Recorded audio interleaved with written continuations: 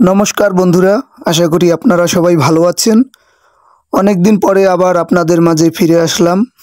আপনারা সবাই জানেন যে বাংলাদেশের বিগত কয়েকদিনের যে পরিস্থিতি, তাতে দেশের মানুষ খুব বেশি ভালো নেই, বিশেষ করে সংখ্যালঘুরা।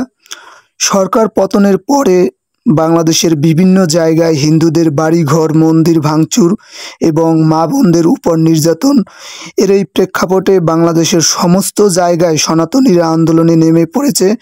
সংখ্যালঘুদের একটাই দাবি যে 8টি দফা রয়েছে, এই 8টি দফা সরকারের মানতে হবে, যাতে এদেশের সংখ্যালঘুরা স্বাধীনভাবে বাংলাদেশে বাঁচতে পারে।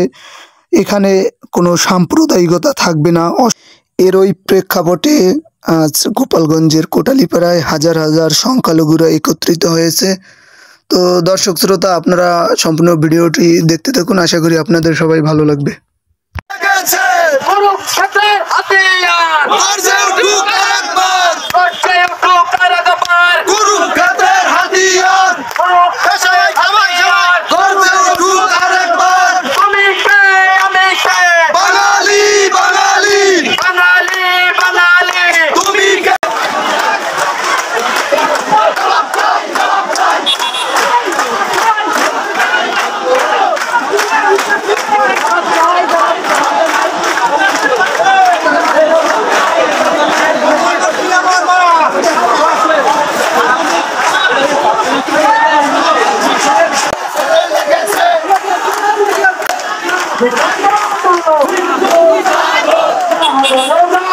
হিন্দু জাগো, হিন্দুরা জাগো, আমার মাটি আমার মা, আমার মাটি আমার মা, বাংলাদেশ বাংলাদেশ বাপের না, আমার মাটি আমার মা, তোমার দেশ তোমার দেশ, তোমার দেশ তোমার দেশ,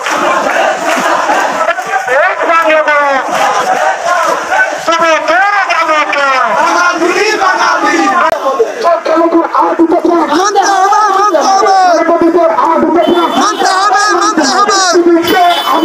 সনাতনী সনাতনী বাঙালি বাঙালি, বাংলাদেশ বাংলাদেশ, গর্জে উঠুক আরেকবার, কুরুক্ষেত্রের হাতিয়ার, গর্জে উঠুক আরেকবার, গর্জে উঠুক আরেকবার, গর্জে উঠুক আরেকবার, সনাতনী সনাতনী বাঙালি বাঙালি।